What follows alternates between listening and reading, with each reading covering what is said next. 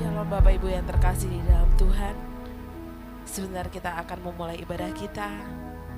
Kita akan fokuskan pikiran kita akan berikan yang terbaik buat Tuhan. Sebelumnya kita akan tundukkan kepala, kita mau berdoa. Allah Bapa yang bertata dalam kerajaan surga, puji, hormat, dan syukur kami persembahkan untuk hormat kemuliaan nama-Mu. Tuhan Yesus, kami percaya setiap kami yang datang pada pagi hari ini bukan kebetulan Tuhan, tetapi Engkau yang sudah memanggil setiap kami Tuhan. Engkau yang sudah memilih setiap kami Tuhan untuk memuji dan membesarkan nama Tuhan. Tuhan Yesus, pada saat ini kami mau berikan yang terbaik buat Engkau. Kami mau serahkan hati kami, kami mau serahkan setiap kehidupan kami untuk hormat kemuliaan nama Tuhan. Tuhan Yesus, kami menyerahkan ibadah pada pagi hari ini, dari awal, pertengahan, sampai pada akhirnya, hanya di dalam nama Bapa, Putra, Anak, dan Roh Kudus yang telah menjadi Tuhan dan Juru Selamat kami yang hidup. Haleluya, amin. Haleluya. Saudara yang terkasih dalam Tuhan, biarlah saat ini kita bawa hati kita, pikiran kita. Kau di hatiku, Kau di pikiranku Tuhan, dan bawaku mendekat padamu saat ini. Mari kita siapkan hati kita bawa dalam pujian ini. Haleluya.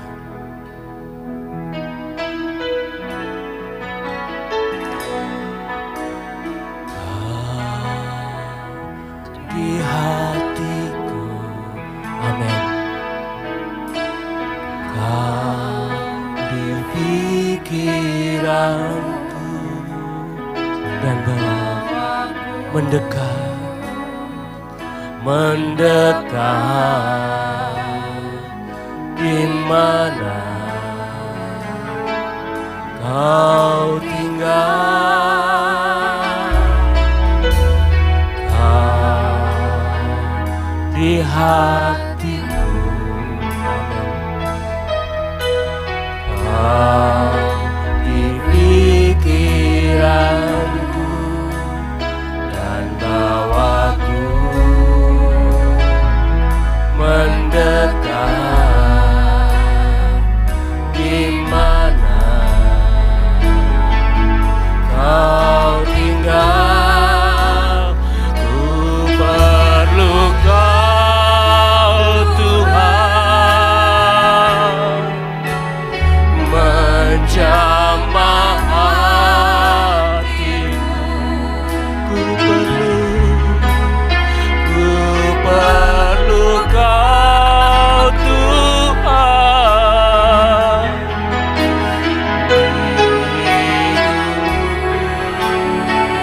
Hanya Kau Tuhan, hanya Engkau Tuhan, mengerti hatiku. Hanya Kau Tuhan, hanya Engkau Tuhan, yang ku perlu. Haleluya. Kita amani pujian ini. Kau di hatiku, Kau di pikiranku Tuhan.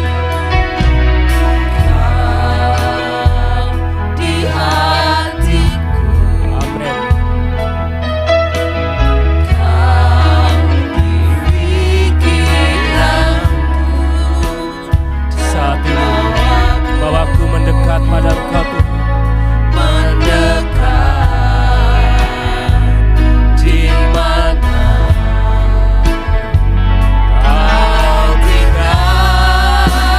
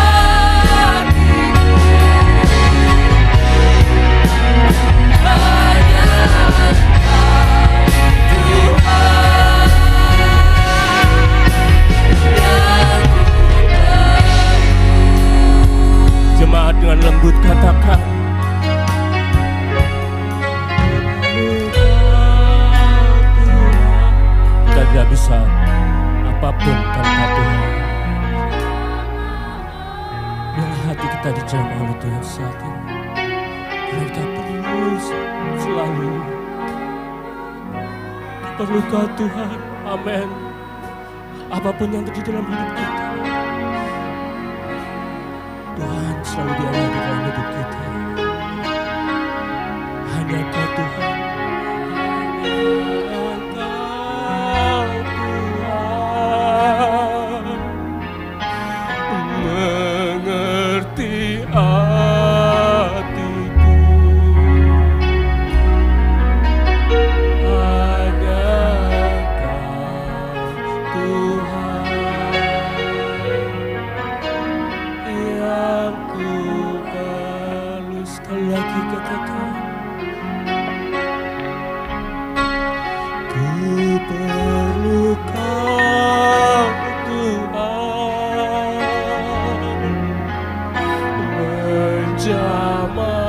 Jamahlah kami saat ini Tuhan. Jamahlah kami. Ku perlu Kau Tuhan. Di hidup kami, tanpa Engkau kami tidak bisa berbuat apa-apa Tuhan. Oh, hanya Kau Tuhan. Hanya Engkau Tuhan mengerti hatiku.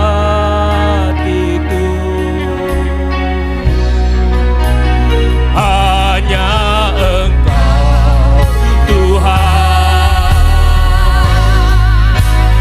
yang ku perlu. Hanya Kau Tuhan.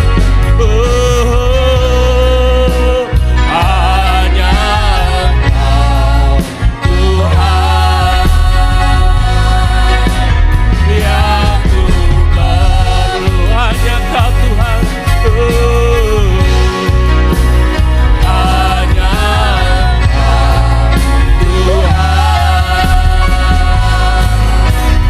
yang ku perlu. Hanya Kau Tuhan yang ku perlu. Haleluya. Bawa hati kita saat ini datang kepada Tuhan. Katakan, ku perlu Kau Tuhan dalam hidup kami. Ku perlu Kau Tuhan dalam setiap waktu.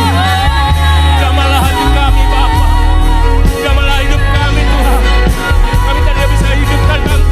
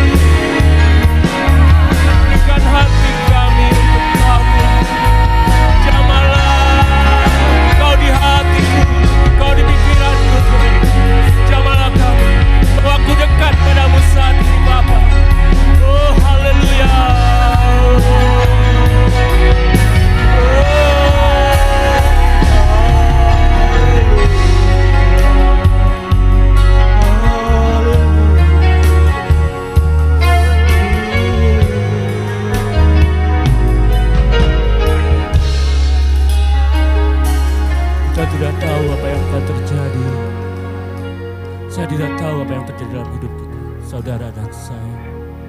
Tapi yakinlah dan percaya bahwa dalam Tuhan kita selalu dapat kemenangan. Jamahlah kami Tuhan,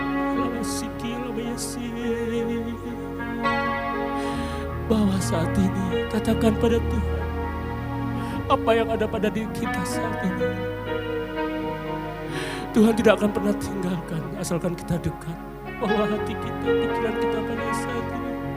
Ya lamayasi, ya lamayasi, ya lamayasi, ya lamayasi, ya lamayasi, ya lamayasi.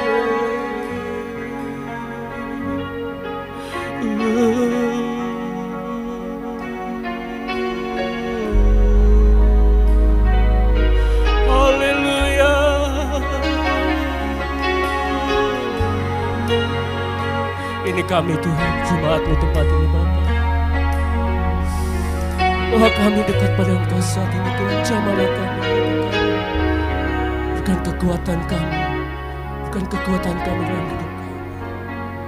Ku perlu Kau Tuhan dalam hidup kami saat ini. Haleluya.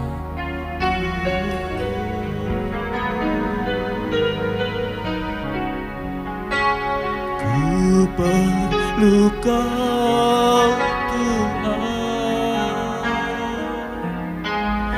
menjamah hatiku. Ku perlu Kau Tuhan di hidupku. Amin. Hanya Kau Tuhan, hanya Engkau Tuhan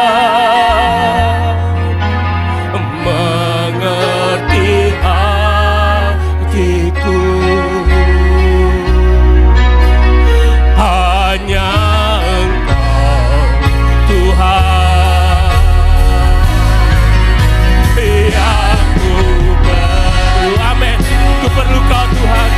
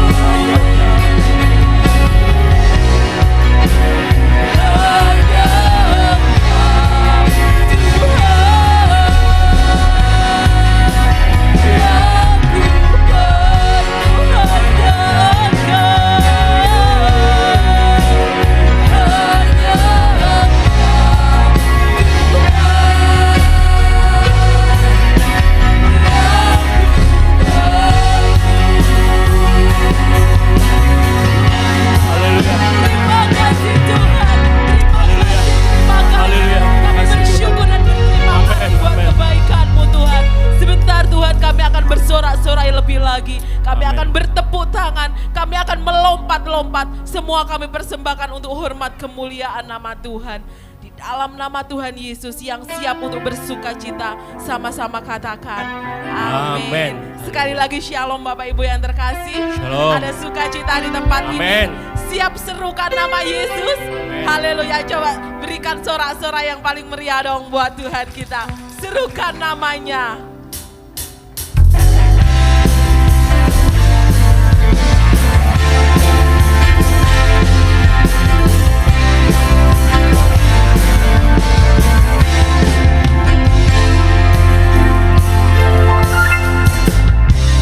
Tuhan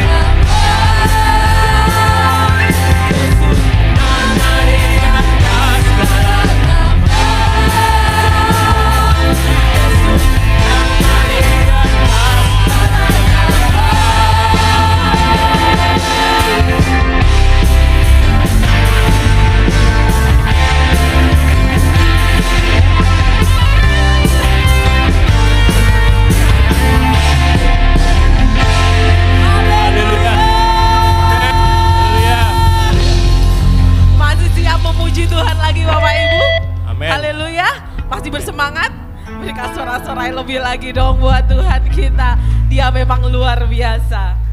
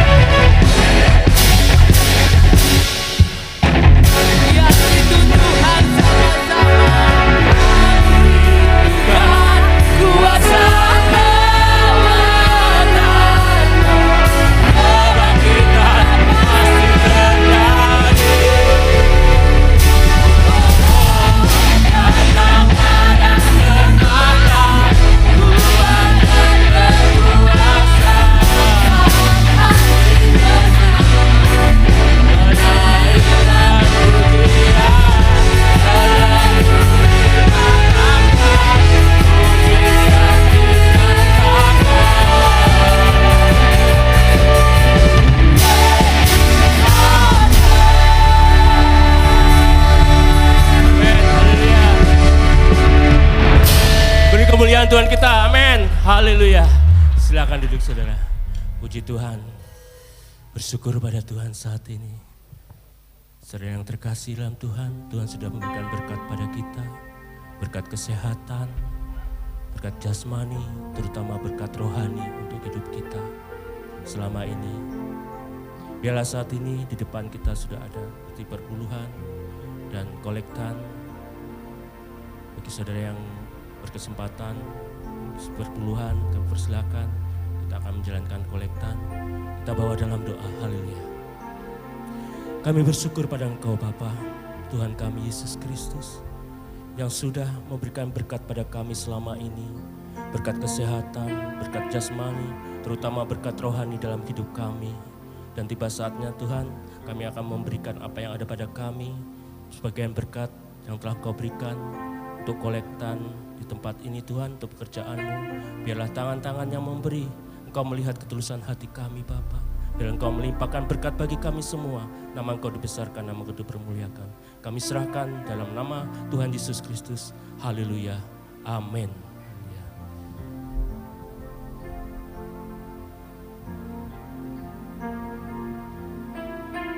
Apapun yang terjadi dalam hidup kita, Tuhan senantiasa bersama.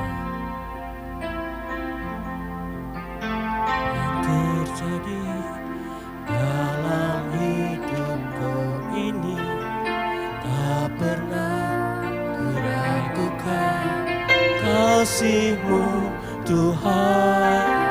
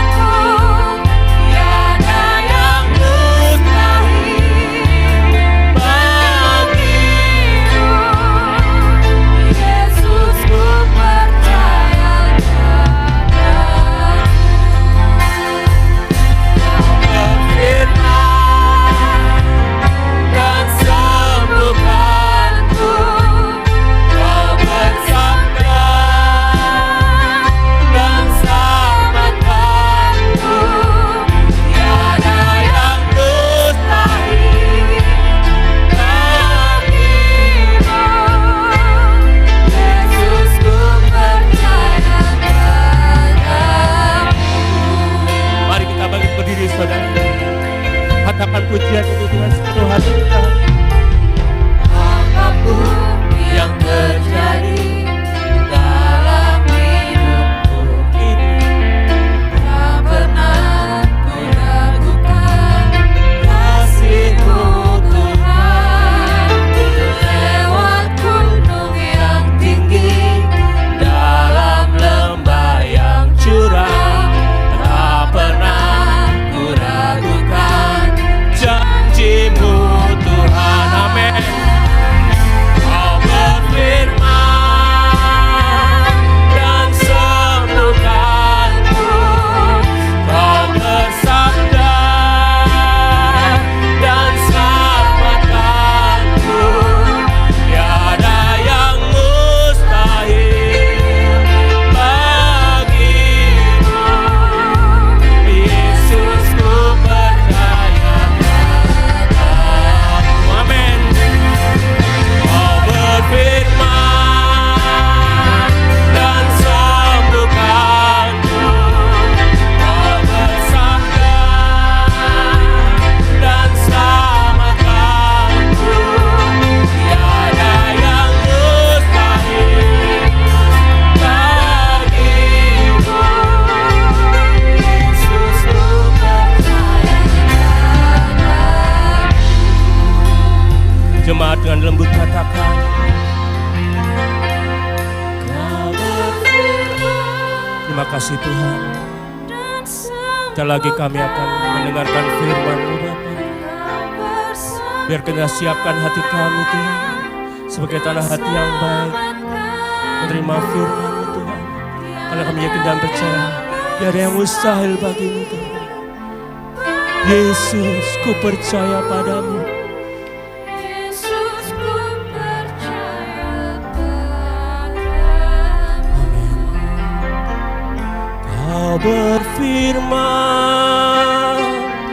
dan sembuhkanku. Kau bersabda dan selamatkanku. Tiada yang mustahil bagimu. Yesus, ku percaya padamu. Yesus, ku percaya padamu. Yesus, ku percaya padamu.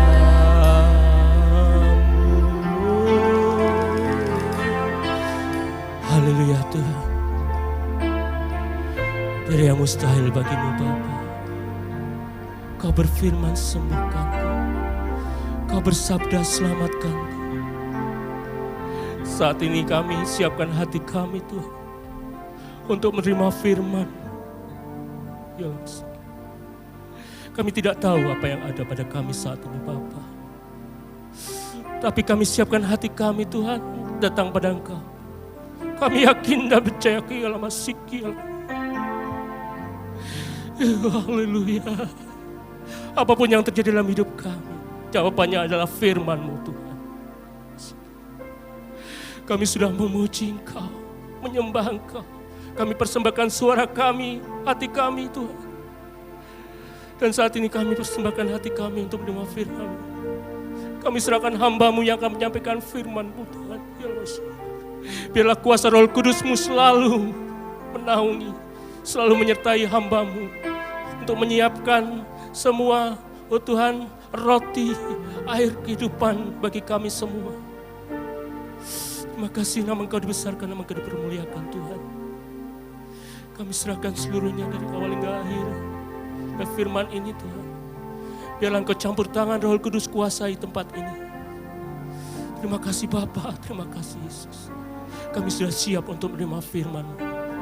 Kami ucapkan dalam nama Tuhan Yesus Kristus. Haleluya. Amin. Puji Tuhan, senang sekali saya melihat Bapak Ibu masih tetap setia dalam ibadah-ibadah raya di tempat ini. Luar biasa, sungguh dahsyat Tuhan, ya. Karena memang kita semua seharusnya setia dalam ibadah, Bapak Ibu. Karena ibadah ini salah satu perintah Tuhan. Jadi kalau Bapak Ibu setia dalam ibadah, berarti Bapak Ibu sedang melakukan perintah firman Tuhan. Yang setuju dengan saya katakan amin. Ya, luar biasa. Makanya saya selalu menekankan di sini, perhatikan ini baik-baik Bapak Ibu kasih Tuhan. Untuk setiap firman yang kita sudah banyak dengar, seharusnya firman itu kita lakukan sebisa mungkin Bapak Ibu kasih Tuhan. Karena memang perintah yang tegas untuk kita menjadi pelaku-pelaku firman Tuhan. Penting Bapak Ibu kasih Tuhan. Seperti apa yang ditekankan dalam surat Yakobus 1 ayat 22. Coba kita lihat. Makanya penting sekali nih. Jangan meremehkan setiap firman yang keluar. Kalau engkau tidak bisa melakukan, sia-sia hidupmu. Coba perhatikan baik-baik Bapak Ibu. Bahkan firman Tuhan dengan tegas dikatakan sebab tidak demikian kamu menipu dirinya sendiri. Coba kita baca dari awal ya. Surat Yakobus pasal pertama ayat 22. Tolong istriku bacakan. Ya, coba perhatikan ayat ini. Tetapi hendaklah kamu menjadi pelaku firman dan bukan hanya pendengar saja. Ya. Sebab jika tidak demikian kamu menipu diri sendiri. Coba Bapak Ibu. Kalau orang yang tidak bisa menjadi pelaku firman, engkau penipu, engkau bohong, engkau dusta. Makanya Bapak Ibu dikasih Tuhan, kalau firman Tuhan sudah berkali-kali kita dengar, bahkan ada istilah orang yang mengatakan menjadi Kristen sudah puluhan tahun. tetapi tidak ada dampak di dalam kekristenannya. Makanya yang saya khawatirkan, jangan-jangan Bapak Ibu sedang mengalami kebutaan rohani yang mematikan. Hati-hati loh. Coba kita lihat dalam 2 Korintus. Banyak ayat saya. Coba Bapak Ibu perhatikan. 2 Korintus pasal 4, ayat 3 dan ayat 4. Tolong istriku bacakan. Ini ciri-ciri orang yang sudah tidak bisa lagi melakukan firman. Seolah-olah ini tertutup sudah. Coba tolong istriku bacakan. Jika Injil yang kami beritakan masih tertutup juga, Loh, coba. maka ia tertutup untuk mereka yang akan binasa, Akan binasa loh. Terus 4. yaitu orang-orang yang tidak percaya, yang pikirannya telah dibutakan oleh ilah zaman ini, Ya. sehingga mereka tidak melihat cahaya Injil tentang kemuliaan Kristus yang adalah gambaran Allah. Coba Bapak Ibu perhatikan baik-baik dari ayat ini. Saya dapat simpulkan Bapak Ibu, ada 2 alasan di dalam kekristenan. Pertama, kenapa kita tidak bisa melakukan firman Tuhan atau menjadi pelaku-pelaku firman? Atau mungkin tertutup sudah. Mata kerohanian kita sudah mati, Bapak Ibu dikasih Tuhan. Alasan yang pertama, mungkin kita terlalu banyak menghadapi penderitaan, menghadapi ujian. Penderitaan ini yang membutakan semua Injil yang kita dapatkan. Lalu yang kedua, ini perhatikan baik-baik Bapak Ibu. Bisa jadi kita berada di zona nyaman. Ini yang membuat mata kerohanian kita buta. Bahkan kita seringkali menganggap zona nyaman ini dari Tuhan. Bapak Ibu lupa, Abraham dipanggil Tuhan untuk keluar dari zona nyaman. Bahkan Salomo pun menekankan di dalam Pengkhotbah 7 ayat yang kedua. Coba Bapak Ibu perhatikan baik-baik. Coba Salomo sendiri menekankan supaya kita memperhatikan apa? Rumah duka artinya apa? Coba saya jabarkan secara singkat Bapak Ibu. Tolong istriku bacakan. Pengkhotbah 7 ayat yang kedua, ya. Pergi ke rumah duka lebih baik daripada pergi ke rumah pesta. Ya. Karena di rumah dukalah kesudahan setiap manusia, hendaknya orang yang hidup memperhatikannya. Hendaknya orang yang hidup memperhatikannya. Salomo sendiri yang mengatakan lebih baik melihat lebih banyak ke rumah duka daripada mata kita dibutakan oleh pesta pora. Bapak Ibu yang dikasih oleh Tuhan, ada satu pernyataan yang baik dari teman saya waktu saya pelayanan di Surabaya beberapa hari yang lalu. Dia mengatakan begini, hanya kita sendiri yang mampu merubah diri kita. Sekalipun banyak orang menasehati, memberi saran, namun apabila kita sendiri tidak mau berubah dan sadar diri, maka semua itu tidak berguna. Betul ini Bapak. Ini satu pernyataan yang bagus bagi saya, Bapak Ibu dikasih Tuhan. Jadi sekali lagi, bukan karena Tuhan kejam, tapi karena diri kitalah yang tidak mau berubah. Makanya semuanya itu tidak berguna. Makanya saya tidak heran Bapak Ibu, Paulus pun juga menegaskan hal ini. Ada 2 karakter dalam pelayanan. Pelayanan yang sejati dengan pelayanan palsu. Dari sisi penampilan, perhatikan baik-baik Bapak Ibu. Pelayanan palsu, yaitu rasul-rasul palsu ini, memang benar-benar pelayanannya meyakinkan. Bapak Ibu, saya kasih ilustrasi, ya. Bapak Ibu melihat ada 2 ilustrasi. Pertama, Paulus dalam pelayanannya banyak penderitaan.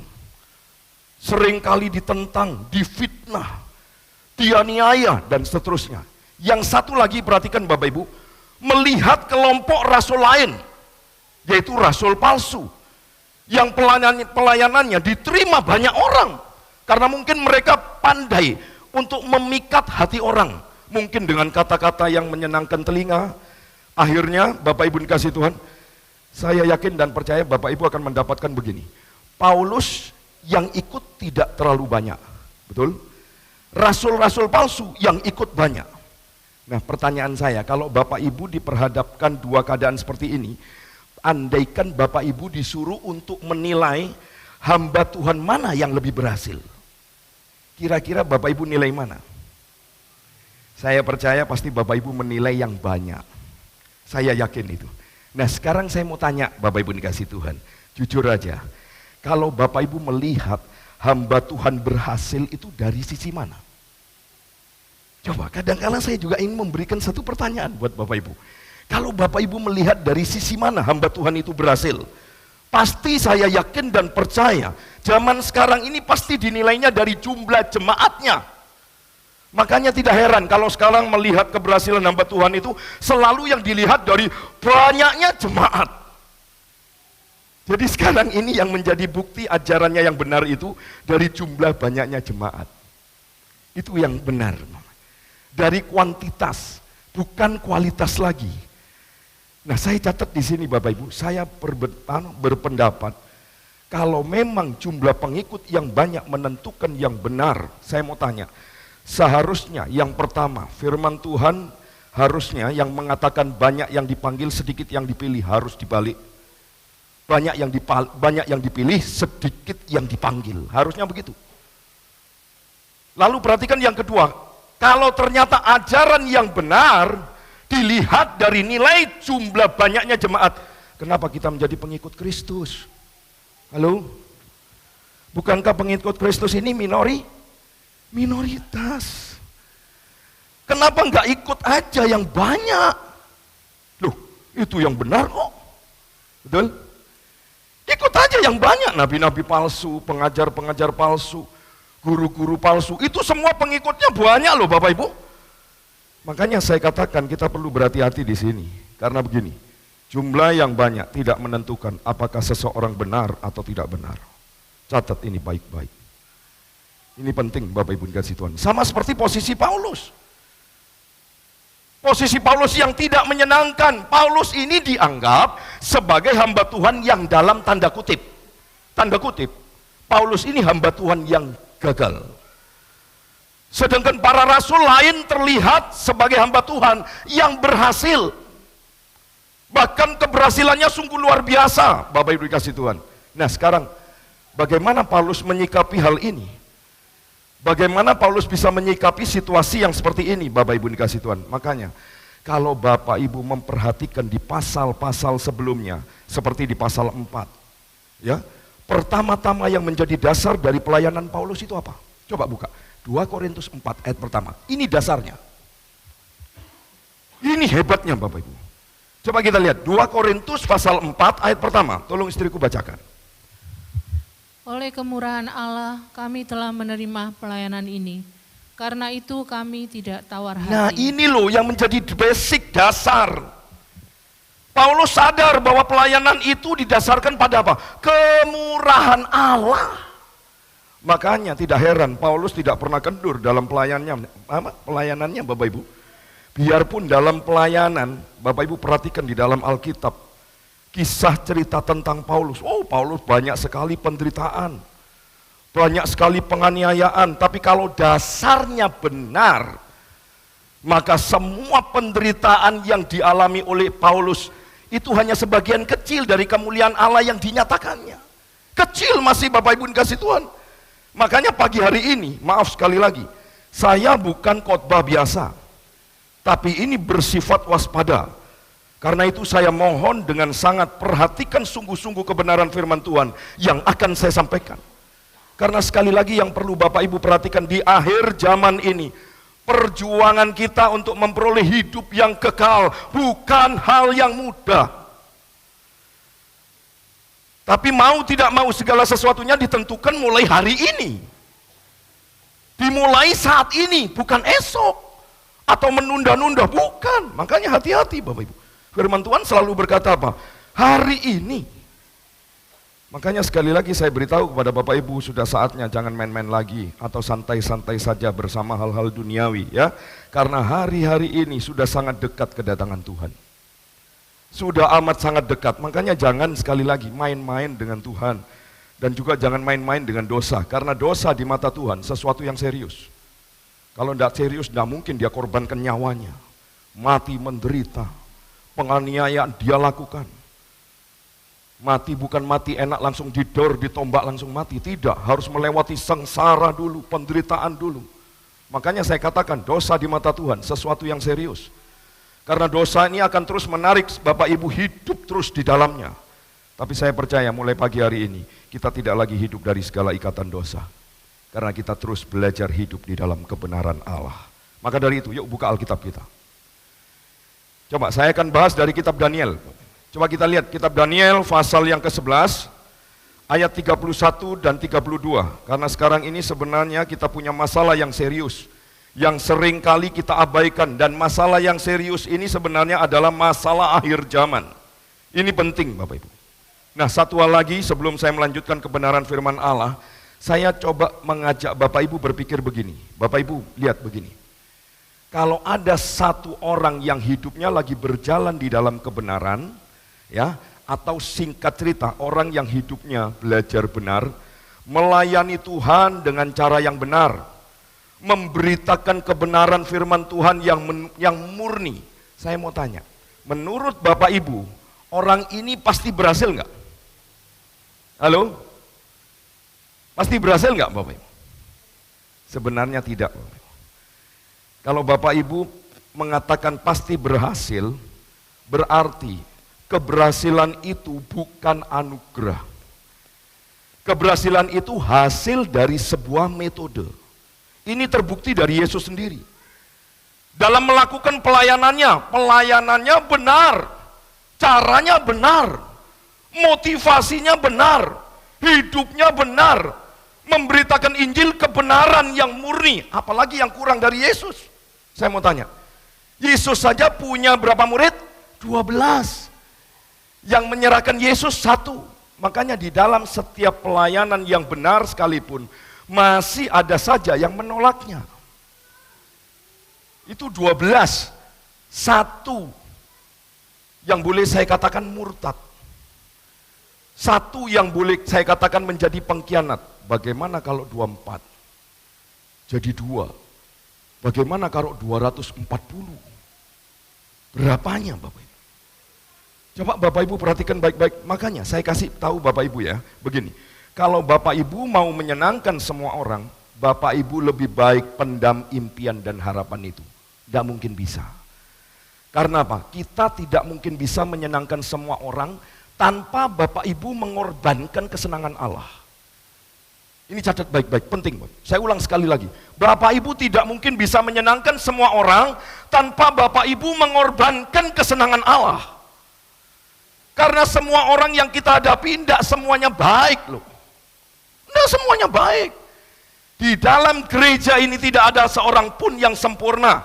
Biarpun saya menyampaikan Injil yang sempurna, tapi tetap ketidaksempurnaan manusia itu akan selalu ada menilai yang sempurna menjadi yang tidak sempurna. Ingat ini baik-baik Bapak Ibu. Untuk itu sekali lagi saya katakan, saya paham kok. Kalau saya menyampaikan firman Tuhan yang keras, saya tahu kok tidak semua pengikutnya mau. Tapi saya senang karena pelayanan saya oleh kemurahan Allah. Ini yang saya pegang. Jadi saya tetap kuat. Saya tidak pernah kendur. Saya tidak pernah tanya berapa jumlah jemaat, tidak. Saya tidak mau terintimidasi, kepancing. Akhirnya saya sudah mengarahkan fokus yang salah. Ini saya tidak mau.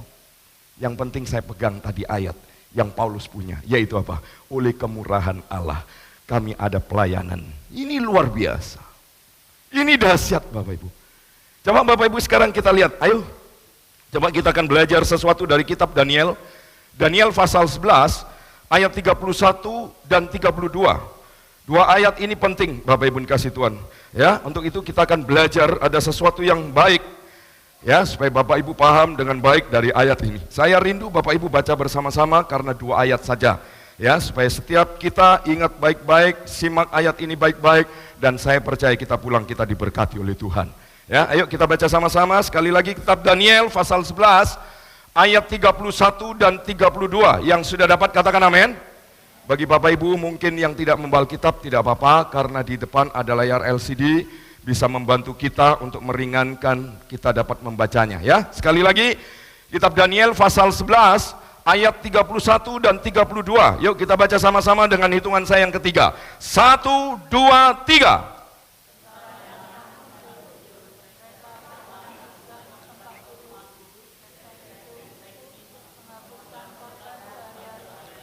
Dan menegakkan kekejian yang membinasakan. 32. Dan orang-orang yang berlaku fasik terhadap perjanjian akan dibujuknya sampai murtad dengan kata-kata licin. Tetapi umat yang mengenal Allahnya akan tetap kuat dan akan bertindak. Sama-sama katakan, Tuhan Yesus memberkati kita semua. Bapak Ibu yang dikasihi oleh Tuhan, perhatikan ini baik-baik apa yang dikatakan ayat 31, tentaranya akan muncul. Tentara apa yang muncul ini Bapak Ibu? Ini bukan tentara Palestina, ini bukan tentara Israel, ini bukan tentara Eropa, tetapi ini tentara setan. Coba perhatikan ayat 31 berkata, tentaranya akan muncul, yaitu tentara setan. Bapak Ibu, saya mau beritahu, perhatikan baik-baik. Di akhir zaman ini, sekali lagi, setan bukan lagi gurauan dengan kita yang membuat kita bisa ketawa, yang membuat kita bisa takut, Bapak Ibu kasih Tuhan. Tapi sekali lagi, di akhir zaman ini, setan sedang sangat bekerja serius. Bahkan dia bekerja secara khusus untuk menghantam orang-orang Kristen. Tapi juga sekali lagi setan bukan cuma hanya menghantam orang-orang Kristen, tapi juga setan menghantam dengan orang-orang yang ada di gereja. Di antara orang-orang di gereja juga setan sangat serius menghantam dengan orang-orang pelayanan. Coba perhatikan baik-baik Bapak Ibu. Makanya begini, di dalam melayani Tuhan harus punya basic yang tepat. Seperti Paulus ini punya dasar yang tepat. Oleh kemurahan Allah saja. Ini penting. Sebab kalau tidak punya basic yang benar di dalam melayani Tuhan, percayalah Bapak Ibu, pelayanan kita hanya cuma sesaat saja. Pasti itu. Karena apa? Kedagingan kita kuat. Dan iblis bekerja lewat kedagingan kita. Orang-orang yang melayani Tuhan, iblis bekerja dengan pelayanan yang menyala-nyala, pelayanan yang diberkati Tuhan. Lalu Alkitab berkata apa? Tentaranya akan muncul. Makanya Bapak Ibu, orang yang sadar bahwa pelayanannya berasal dari Allah, percayalah, kita akan melakukan pelayanan dengan cara Allah. Ingat ini baik-baik. Makanya dasar pelayanan ini harus kuat. Kalau kita sudah punya pengertian bahwa pelayananku berasal dari Allah, maka apa yang aku lakukan juga dengan cara Allah. Bukan dengan cara-cara keinginan-keinginan kita.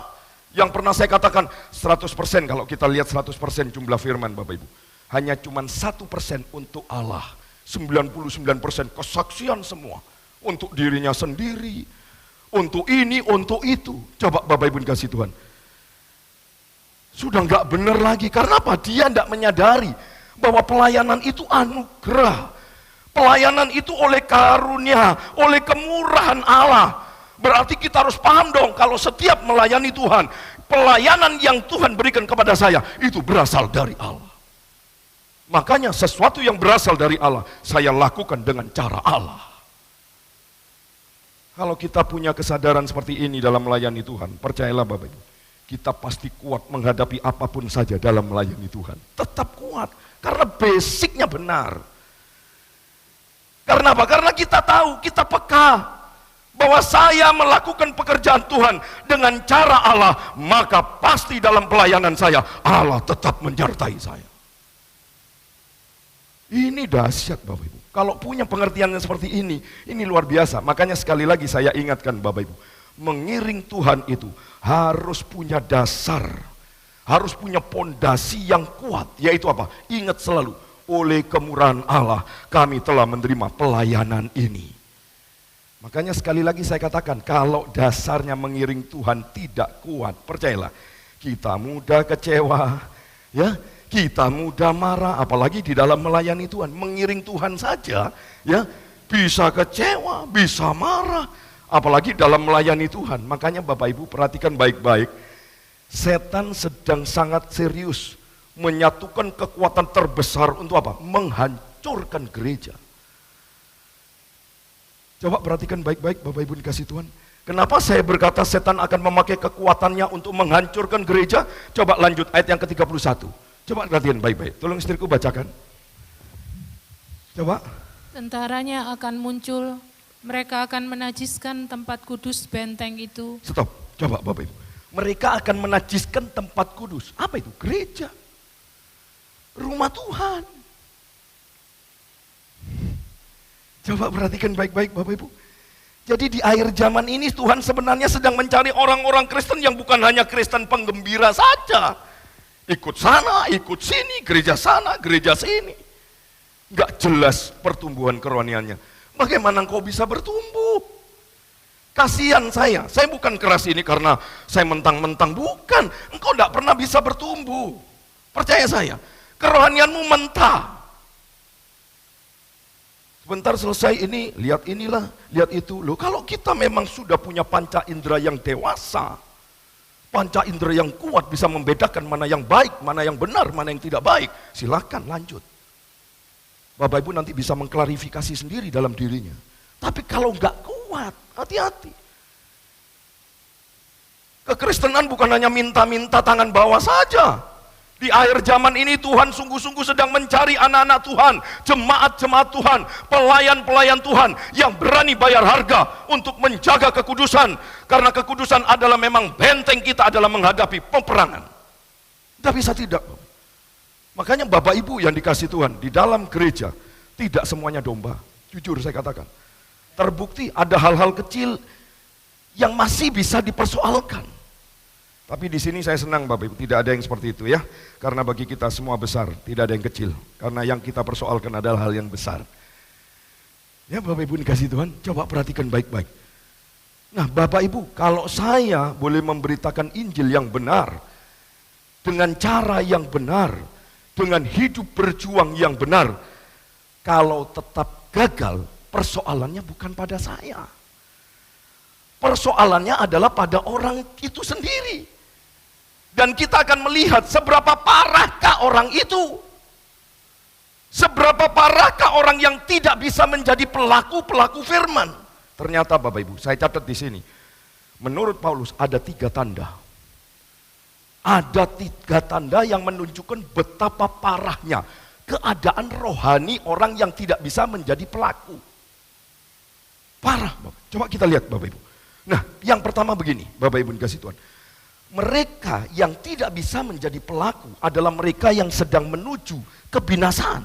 Coba kita lihat lagi. 2 Korintus 4. Coba kita lihat. Ayat yang ketiga. Ini firman Bapak Ibu. Maaf sekali lagi, firman. Saya kalau di luar firman saya tidak berani. Makanya saya selalu firman. Saya ajarkan kepada jemaat Tuhan di tempat ini menjadi orang-orang yang kuat dengan Tuhan. Lakukan sebisa mungkin. Setidak-tidaknya kita bisa. Sekecil-kecilnya kita bisa melakukan firman Tuhan. Karena memang kita dituntut oleh Tuhan untuk menjadi pelaku-pelaku firman. Kalau tidak, engkau sendiri menipu dirinya sendiri. Artinya apa? Menghantam diri kita sendiri. Coba perhatikan, 2 Korintus 4 ayat 3. Tolong istriku bacakan. Jika Injil yang kami beritakan masih tertutup juga, maka ia tertutup untuk mereka yang akan binasa. Coba, berarti dia bilang apa? Ya, mereka yang akan binasa. Berarti nanti kan? Betul ya? Berarti nanti. Nah Bapak Ibu, maaf sekali lagi, saya tidak pandai bahasa Inggris, makanya saya kerjasama dengan anak saya Gaby. Saya pernah tanya sama Gaby, tolong kok rasanya janggal ini. Tolong coba lihat Nona, saya bilang, di dalam King James itu apa? Kata-katanya, apakah seperti ini? Ternyata bukan Bapak. Memang luar biasa. Dalam bahasa Yunani, dalam bahasa Inggrisnya, ternyata Bapak Ibu, bukan kalau ini kan begini, yang akan binasa. Tapi kalau di dalam bahasa Inggrisnya, yang sedang binasa. Wah beda loh Bapak Ibu. Akan dengan sedang beda loh. Di dalam bahasa Inggrisnya Bapak Ibu dikasih Tuhan berkata apa? Mereka ini yang sedang binasa. Atau dalam bahasa saya adalah kepastian mereka yang sedang binasa. Karena apa? Matanya dibutakan oleh iblis. Makanya Bapak Ibu dikasih Tuhan, perhatikan ini baik-baik, sungguh luar biasa loh. Hati-hati dengan kebutaan mata rohani kita. Yang melumpuhkan segala kebenaran firman. Yang melumpuhkan segala cara-cara firman yang sudah disampaikan. Dilumpuhkan. Karena apa? Dibutakan. Lalu kita lihat yang kedua, Bapak Ibu dikasih Tuhan. Iblis itu telah membutakan pikiran mereka. Coba Bapak Ibu perhatikan baik-baik ya, ayat yang keempat. Dari 2 Korintus tadi, 4 ayat yang keempat. Tolong istriku bacakan. Ya. Yaitu apa? Yaitu orang-orang yang tidak percaya, Nah, coba. yang pikirannya telah dibutakan oleh ilah zaman ini. Stop. Kalau di dalam terjemahan bahasa Inggrisnya Bapak Ibu, firman Tuhan mengatakan begini, sebab ilah zaman ini telah membutakan pikiran-pikiran orang yang tidak percaya. Jadi orang yang terus-menerus hidup di dalam dosa, istilah Alkitabnya itu mengatakan orang yang telah menolak Injil. Orang yang telah menolak Injil, percayalah Bapak Ibu, hidupnya tidak pernah suka dengan kekudusan. Makanya saya katakan, mereka lebih senang dengan hidup kedagingan. Mereka justru benci dengan hidup kekudusan. Karena memang hidup kedagingan disukai oleh semua orang. Hidup kekudusan dibenci oleh semua orang. Memang benar Bapak. Makanya saya katakan orang yang terus-menerus hidup di dalam dosa, istilah Alkitab mengatakan orang yang telah menolak Injil.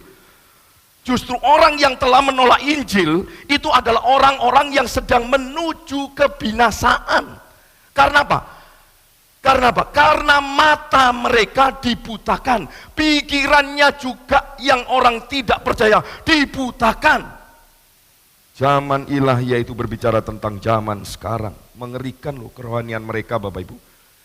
Hati-hati loh, karena memang dosa itu, sekali lagi tadi saya sudah katakan, dosa itu menjadi kesukaan mereka. Tetapi hal-hal yang kudus itu menjadi kebencian mereka. Dan satu hal lagi yang perlu Bapak Ibu ketahui, bahwa iblis itu penguasa dunia. Ingat baik-baik. Iblis itu bukan penguasa kecamatan Jember. Iblis itu bukan penguasa kecamatan Probolinggo. Tapi firman Tuhan katakan iblis itu penguasa dunia. Artinya penguasa zaman ini. Menguasai orang yang sudah berdosa. Makanya saya katakan hari-hari ini iblis bekerja aktif luar biasa. Membutakan orang-orang yang tidak sungguh-sungguh dengan Tuhan. Yang ketiga, perhatikan baik-baik Bapak Ibu. Mereka tidak bisa melihat terang secemerlang apapun, tidak akan bisa. Coba Bapak Ibu lanjutkan kembali firman Tuhan. Tadi ayat yang keempat bagian terakhir, tolong istriku ya. Sehingga mereka, mulai sehingga, coba. Atau bolehlah bacakan dari awal, supaya Bapak Ibu paham. Oke, terus. Yaitu orang-orang yang tidak percaya, yang pikirannya telah dibutakan oleh ilah zaman ini. Terus? Sehingga mereka tidak melihat cahaya Injil tentang kemuliaan Kristus yang adalah gambaran Allah. Coba Bapak Ibu, mereka tidak bisa melihat cahaya Injil tentang kemuliaan Kristus yang adalah gambaran Allah. Injil itu disebut cahaya. Terang, firman. Wah dahsyat ini Bapak. Coba, Injil itu disebut cahaya. Injil itu berbicara tentang kemuliaan Kristus. Dan Kristus adalah gambaran Allah. Dahsyat Bapak Ibu. Jadi sekali lagi, kalau orang sudah tidak bisa melihat terang, berarti betapa gelapnya mata mereka. Oleh karena apa? Kebutaan zaman ilah ini. Gak bisa sudah. Hati-hati Bapak Ibu dikasih Tuhan. Karena begini, perhatikan ini baik-baik. Saya berkali-kali dengungkan di mimbar ini. Bukan hanya di mimbar, di doa pagi, di kebenaran firman Tuhan setiap pagi yang saya kirim. Selalu saya katakan kalau kita punya kedekatan dengan Tuhan sungguh-sungguh, kalau kita punya keintiman dengan Tuhan sungguh-sungguh, pasti ada rasa takut akan Tuhan sungguh-sungguh. Dan rasa takut akan Tuhan sungguh-sungguh inilah yang selalu menjaga hidup kita untuk benar di hadapan Tuhan. Tanpa ada rasa takut yang sungguh-sungguh, kita mudah mempermainkan Tuhan. Coba percayalah Bapak Ibu, kalau engkau tidak ada kedekatan dengan Tuhan, melalui keintiman persekutuan kita dengan Tuhan, mana mungkin kita punya rasa takut sungguh-sungguh kepada Tuhan? Ayo saya mau tanya, gak ada. Makanya yang paling penting kita punyalah rasa takut yang sungguh-sungguh pada Tuhan. Memang benar Alkitab berkata, roh Tuhan yang ada padamu itu besar, yang mampu mengalahkan semua roh yang ada di dunia. Tapi pernyataan ini bukan untuk membesarkan hati orang yang jauh dari Tuhan. Tapi justru pernyataan ini membuat hati kita besar karena kita punya persekutuan yang indah dengan Tuhan. Kalau engkau yang jauh, ya ini bukan pernyataan yang tepat untuk engkau. Ingat loh Bapak Ibu dikasih Tuhan, ayat-ayat semua ini jangan kita ambil hikmah yang sederhana, yang seolah-olah kita tidak menyadari bahwa kita sebenarnya sedang jauh dari Tuhan. Cuman kita menjadi orang yang Kristen, menjadi orang Kristen, tapi hidupnya jauh dengan Tuhan. Percayalah, ini tidak akan terjadi. Buktikan coba omongan saya. Ayo sampai detik ini kita buktikan. Saya yakin dan percaya karena firman ini hidup Bapak Ibu. Kalau orang yang tidak bisa melakukan firman Tuhan, percayalah Bapak Ibu dikasih Tuhan, kau akan terus menghadapi masalah-masalah yang serius. Enak sebentar, masalah lagi. Enak sebentar, masalah lagi. Karena apa? Iblis nimbrung di sana. Dia pakai dengan salah satu aplikasi, ya Bapak Ibu dikasih Tuhan, yang tidak pada kebenaran, menyimpang dalam kebenaran. Tapi seolah-olah Tuhan juga izinkan. Apa iblis izinkan juga? Engkau doa. Karena iblis tahu, doamu pasti bersungut-sungut. Makanya ada kalanya iblis pun izinkan loh. Kita berdoa, kita beribadah. Ayo beribadah. Tanamkan dalam pikiranmu, pulang ibadah, aku diberkati. Coba Bapak Ibu, pikiran-pikiran yang salah, seperti saya pernah berkali-kali saya katakan, di salah satu kota di Batam, saya pernah membeli salah satu di counter, Bapak Ibu, counter kecil sekali, lagunya rohani. Saya pikir ini orang Kristen. Saya tanya, Bapak orang Kristen ke gereja mana? Oh bukan, saya bukan orang Kristen. Loh, tapi kok lagu rohani? Iya, kata orang kalau di setel ini, toko saya rame, counter saya rame. Coba Bapak Ibu, dijadikan dewa lagu rohani sekarang. Dijadikan berhala. Nah makanya nanti tentaranya akan muncul, seperti yang kita perhatikan ayat 31. Tentaranya akan muncul, mereka akan menajiskan tempat kudus, benteng itu. Coba perhatikan, gereja ini benteng Bapak Ibu. Ini luar biasa. Gereja ini benteng. Gimana kita bisa kuat kalau di dalamnya tidak diisi dengan doa, dengan puasa? Hancur gereja ini. Gereja ini kuat karena Kristus hidup di dalam.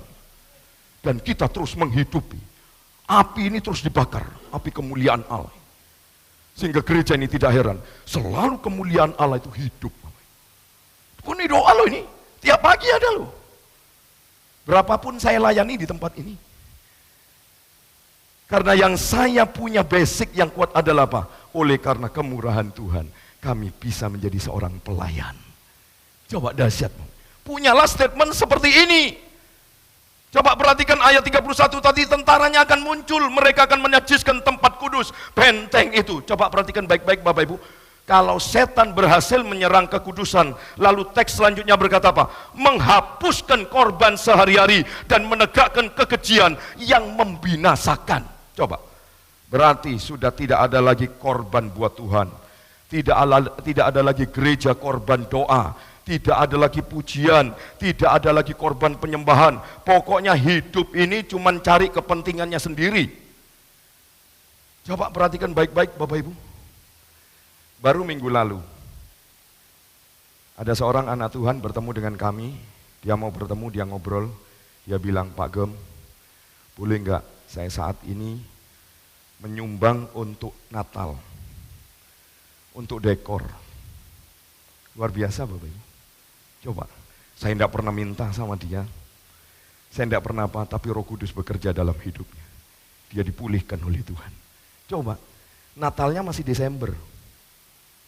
Minggu kemarin sudah memberikan satu pernyataan yang luar biasa, gagasan yang luar biasa. Bukan sedikit loh Bapak Ibu. Bagi saya cukup besar.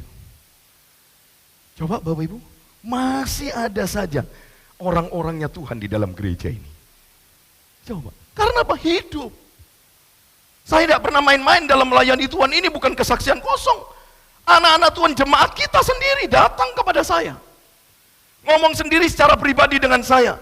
Dia menyumbang dekor untuk Natal. Bahkan dia beri 4 juta, dia bilang, kalau masih kurang bilang Pak Gem. Berapa kurangnya, nanti saya akan melanjutkan. Coba Pak. Ada saja cara-cara Tuhan. Tapi ini dikhususkan orang-orang yang benar-benar Bapak Ibu. Sedikit banyak hatinya itu punya kerinduan yang dalam dengan Tuhan. Kalau kerinduan hatinya sudah nggak ada, percayalah, mereka sudah tidak segan-segan lagi meninggalkan pelayanan oleh karena kepentingan diri kita sendiri. Sudah tidak mau lagi mengutamakan Tuhan dalam segala hal. Padahal firman Tuhan sudah berkata, Matius 6:33, cari dulu kebenaran dan kerajaan Allah dan kebenarannya, maka semuanya akan ditambahkan. Bapak Ibu, Hati-hati. Saya ngomong di atas mimbar yang kudus ini. Saya berpesan kepada jemaat, hati-hati. Jangan kau mengira hidup kekal itu mudah kita dapatkan. Ingat baik-baik Bapak Ibu. Karena sekali lagi, target setan selanjutnya menghapuskan korban sehari-hari. Dan akibatnya apa? Menegakkan apa? Kekejian yang membinasakan. Hati-hati loh. Ini firman Bapak Ibu. Saya nggak berani kalau sudah berbicara firman Bapak Ibu. Makanya sekali lagi saya mau katakan, kekristenan tanpa kekudusan, kita menjadi orang-orang yang keji. Kita Kristen tapi kita suka maki orang. Kita orang Kristen tapi kita tidak mau mengampuni. Sudah 8 poin saya berbicara tentang pengampunan. Dan saya bersyukur, saya tidak butuh orang banyak. Hanya cuma 3-4 orang yang share dengan saya secara pribadi. Tolong bantu doa supaya kami bisa melakukan firman Tuhan. Coba Bapak Ibu dikasih Tuhan, hanya 3-4 orang. Dari ratusan yang saya siarkan, hanya 3-4 orang. Yang datang hanya cuma ingin minta doa supaya saya dapat melepaskan pengampunan kepada orang tua saya. Kepada papa saya, banyak sekali Bapak Ibu dikasih Tuhan. Coba perhatikan. Orang yang menjaga kekudusan, tidak mungkin kita suka menjatuhkan orang. Orang Kristen ini suka menjelekkan gereja. Orang Kristen ini suka menjelekkan hamba Tuhan. Sudah nggak tahu doa lagi hari ini, makanya saya katakan, saya berdiri di mimbar yang kudus. Percayalah, kalau engkau sedang melakukan ini, engkau sedang berbahaya hidupmu. Makanya bertobatlah, ayo sungguh-sungguh dengan Tuhan. Semampang kesempatan ini masih ada. Ayo datang kepada Tuhan, sungguh-sungguh bertobat. Tuhan Allah yang amat sangat baik, hari ini juga kalau engkau berjanji engkau bertobat, percayalah, Dia Allah yang selalu membuka tangannya untuk menerima kita. Coba dahsyat Bapak Ibu. Coba lanjut ayat 32. Daniel tadi 11 ayat 32. Tolong istriku bacakan. Ya. Dan orang-orang yang berlaku fasik terhadap Bapak Ibu tahu, saya beritahu. Apa itu fasik? Fasik itu munafik. Itu orang fasik. Terus lanjutkan Bang. Dan orang-orang yang berlaku fasik terhadap perjanjian akan dibujuknya sampai murtad dengan kata-kata licin. Tetapi umat yang mengenal Allahnya akan tetap kuat dan akan bertindak. Coba Bapak Ibu, orang fasik itu adalah orang yang munafik. Gayanya Tuhan, tapi hidupnya jauh dari Tuhan. Gayanya Tuhan. Makanya kita tidak bisa melihat orang itu rohani atau tidak di dalam ibadah. Semua kelihatannya rohani. Biarpun gembalanya juga begitu. Gembalanya kelihatannya rohani. Bapak Ibu nggak bisa melihat saya. Saya juga nggak bisa melihat Bapak Ibu di dalam jam-jam ibadah. Nggak bisa. Makanya ini yang saya katakan, orang munafik itu seperti ini. Gayanya Tuhan tapi hidupnya jauh dari Tuhan. Selanjutnya perhatikan baik-baik. Dan orang yang berlaku fasik terhadap perjanjian akan dibujuknya sampai apa? Sampai apa?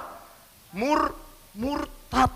Makanya di akhir zaman ini ada banyak pemurtatan Bapak Ibu. Saya nggak heran. Ada banyak pelayan-pelayan yang tadinya baik-baik melayani Tuhan, tapi hari ini dia meninggalkan Tuhan. Bapak Ibu, setan di akhir zaman ini sedang menyerang dengan tentaranya. Makanya saya mau beritahu, inilah waktu yang sangat serius. Bukan waktunya gereja Tuhan main-main. Bukan waktunya gereja Tuhan terpengaruh omongan ini, omongan itu. Ini saatnya gereja Tuhan berdiri tegak. Dan sanggup berkata, Tuhan, Engkaulah kebenaran yang harus aku perjuangkan untuk aku tegakkan. Saya tegakkan terus ini kebenaran. Biarpun hidup saya harus banting tulang untuk berada di dalam kebenaran. Karena tidak bisa Bapak Ibu. Pengajaran yang benar, pasti kelakuan kita terkikis Bapak Ibu. Pasti nggak nyaman dalam kelakuan kita yang nggak benar. Jujur Bapak Ibu, saya mau katakan ini di mimbar Tuhan. Saya berkali-kali saya katakan, waktu saya menyampaikan kebenaran, saya bilang Tuhan terkikis saya. Hidup saya ini mulai seolah-olah ini daging ini mulai dikikis Bapak Ibu.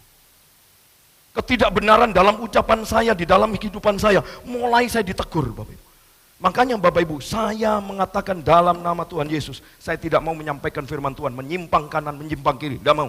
Kelemahan saya, biar Tuhan yang proses.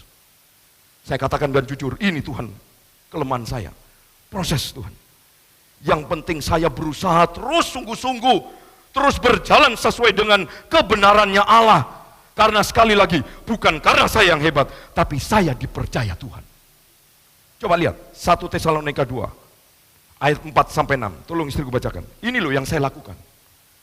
Coba tolong istriku bacakan. 1 Tesalonika 2, ayat 4 sampai ayat 6. Coba. Sebaliknya, karena Allah telah menganggap kami layak untuk mempercayakan Injil kepada kami. Yes. Karena itulah kami berbicara, bukan untuk menyukakan manusia, Yes.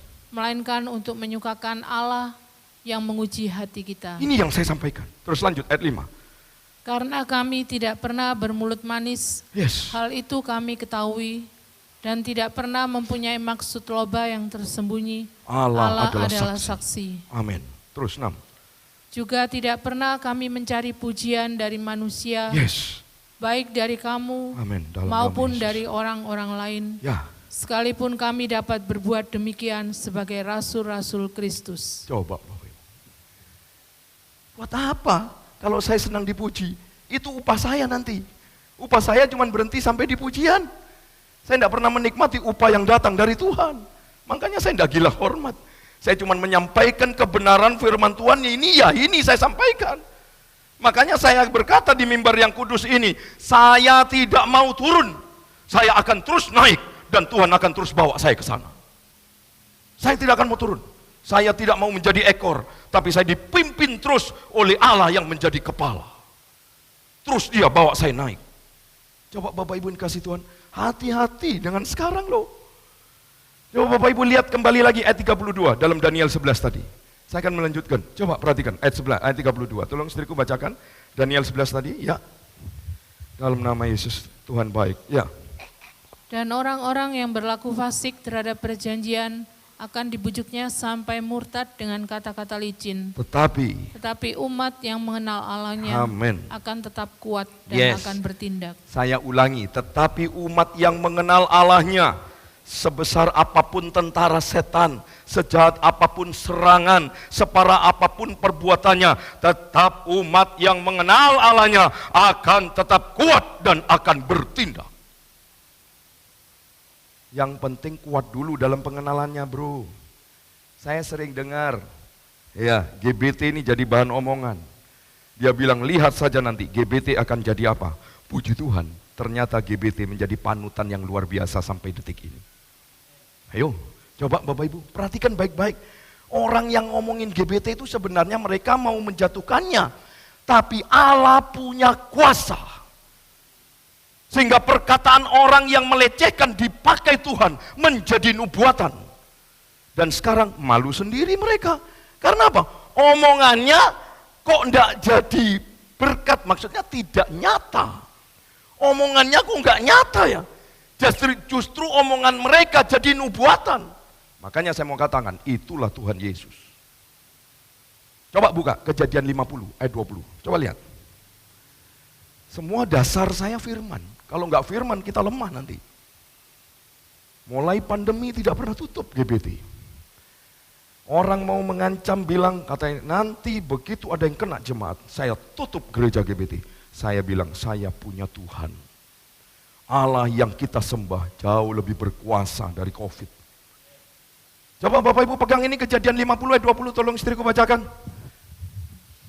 Memang kamu telah mereka-rekakan yang jahat terhadap aku. Yes, terus. Tetapi Allah telah mereka-rekakannya untuk kebaikan, Ya. dengan maksud melakukan seperti yang terjadi sekarang ini. Yakni apa? Yakni memelihara hidup suatu bangsa yang besar. Coba, memelihara hidup.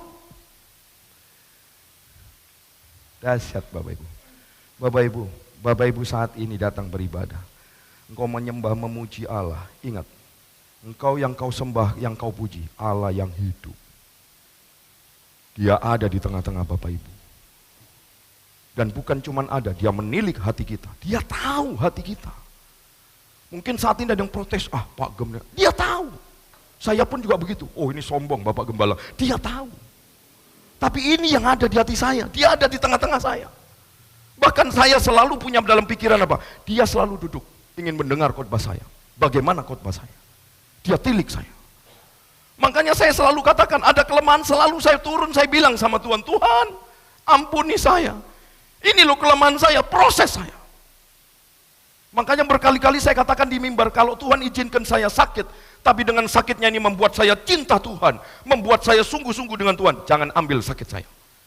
Biar saya sakit tidak apa-apa, toh nanti saya masuk surga, saya hidup sehat kembali. dan boleh melihat Yesus Kristus sebagai Tuhan dan Juru Selamat saya. Tidak masalah. Makanya pagi ini Bapak Ibu saya mau katakan, orang yang merarakakan yang jahat itu adalah orang yang dungu. Orang yang tidak mengenal Allah. Siapa Allah kita?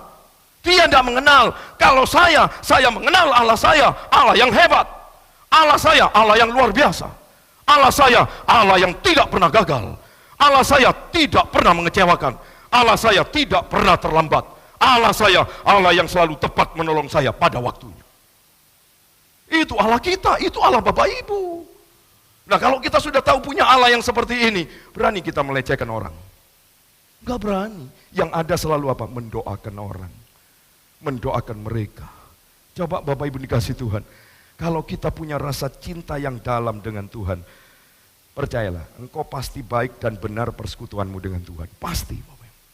Orang yang punya persekutuan baik dengan Tuhan, lihat aja Bapak. Kelakuannya lihat, dari omongannya bagaimana, dari hidupnya bagaimana, dalam keluarganya bagaimana. Sudah kelihatan kok Bapak. Memang firman Tuhan berkata apa? Dari buahnya lah kamu mengenal mereka. Tidak usah menelusuri terlalu dalam. Tidak ada gunanya, sakit-sakit sendiri kita. Cukup dari buahnya kamu mengenal mereka. Karena sekali lagi Bapak Ibu, orang yang selalu mengandalkan Tuhan, percayalah, dia selalu melihat mujizat Tuhan terjadi. Mengandalkan Tuhan 100%, jangan tanggung-tanggung. Berkali-kali saya katakan di mimbar ini, mengandalkan Tuhan bukan 50-50. Mengandalkan Tuhan bukan 75-25%. Mengandalkan Tuhan bukan 99,9%, itu masih belum 100%. Mengandalkan Tuhan, taruh semuanya. Engkau mulai terlibat keintiman dengan Tuhan.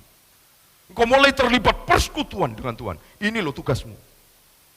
Kau mengandalkan Tuhan, serahkan semua. Biar kehendakmu yang jadi.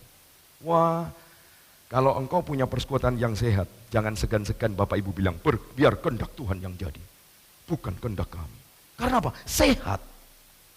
Hubungannya benar. Makanya Bapak Ibu dikasih Tuhan, pagi hari ini ada 3 pribadi yang saya catat, orang yang tetap kuat dan bertindak saat iblis menyerang. Yang pertama apa? Perhatikan ini baik-baik. Yang pertama adalah orang yang mau dekat. Orang yang mau melekat dengan Tuhan dan memprioritaskan Tuhan. Makanya di dalam 1 Korintus 6 ayat 17 berkata apa? Coba kita lihat. 1 Korintus 6 ayat 17. Seringkali ayat ini sudah saya sampaikan, tapi kita diingatkan kembali pada pagi hari ini. Tolong istriku bacakan. Tetapi siapa yang mengikatkan dirinya pada Tuhan, menjadi satu roh dengan dia. Coba Bapak Ibu, ini yang Tuhan cari, ikatan, kedekatan, kelekatan kita dengan Tuhan. Maaf, bukan sombong. Tuhan tidak cari orang pintar. Tuhan tidak cari orang pengalaman. Tuhan tidak cari orang hebat. Tapi Tuhan cari orang yang mengikatkan dirinya pada Dia. Karena orang yang dekat, orang yang melekat dengan Tuhan, Dia akan jadikan satu roh dengan Dia. Ini hebat. Sekali lagi saya mau katakan, Tuhan tidak cari orang pintar. Tuhan tidak mencari orang pandai. Tuhan tidak mencari orang bijak. Ada ayatnya, buka Injil Matius 11 ayat 25. Barangkali saya bohong. Coba lihat. Ayat ini apa dikatakan? Saya bacakan. Pada waktu itu berkatalah Yesus, aku bersyukur kepadamu Bapa, Tuhan langit dan bumi, karena semuanya itu engkau sembunyikan bagi orang apa? Dan orang? Terus Tuhan nyatakan kepada orang apa? Orang kecil.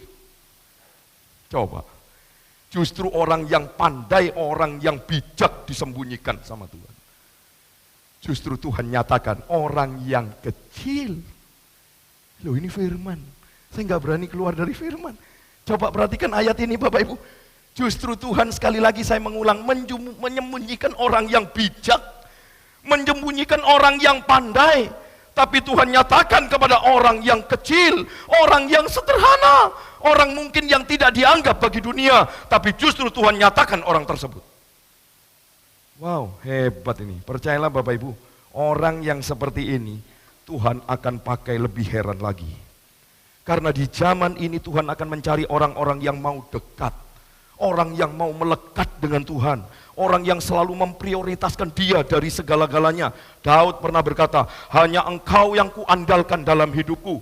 Akhirnya apa? Tuhan bela. Tuhan bawa Daud pengalaman yang pribadi dengan Tuhan. Hebat Bapak Ibu kasih Tuhan. Ini luar biasa. Jadi yang pertama, Siapa yang tetap kuat dan akan bertindak? Mereka yang mau dekat dan melekat dengan Tuhan. Dan yang selalu apa? Mengikatkan dirinya dengan Tuhan. Dialah yang dicari Tuhan. Ini yang dicari Tuhan. Kenapa Tuhan mencari orang yang dekat? Karena Tuhan ingin menjadikan mereka satu roh dengan Tuhan Yesus Kristus. Satu roh. Bapak Ibu, saya sangat menghargai dan mendoakan supaya Bapak Ibu jemaat Tuhan di tempat ini diberkati Tuhan dalam segala hal. Tetapi saya sebagai gembala, sebagai hamba Tuhan, yang Tuhan percayakan dalam penggembalaan saya, izinkan saya mau mengingatkan Bapak Ibu di akhir zaman ini. Orang sepintar apapun, sehebat apapun, kalau engkau jauh dari Tuhan, pasti hancur. Percaya saya, engkau punya pengetahuan yang hebat tentang firman, tapi engkau jauh dari Tuhan, hancur pasti. Tapi saya mau katakan sekarang ini, orang yang serendah apapun, orang yang selemah apapun, tapi kalau engkau melekat dengan Tuhan, engkau dekat dengan Tuhan, Tuhan akan mengangkat engkau.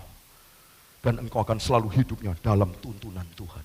Coba lihat, orang yang selalu dalam tuntunan Tuhan, mereka akan selalu melihat kemuliaan Allah hadir dalam hidupnya. Ini loh hebatnya, ini loh luar biasanya, dia hidup, dia ada. Pagi hari ini jangan meremehkan dia.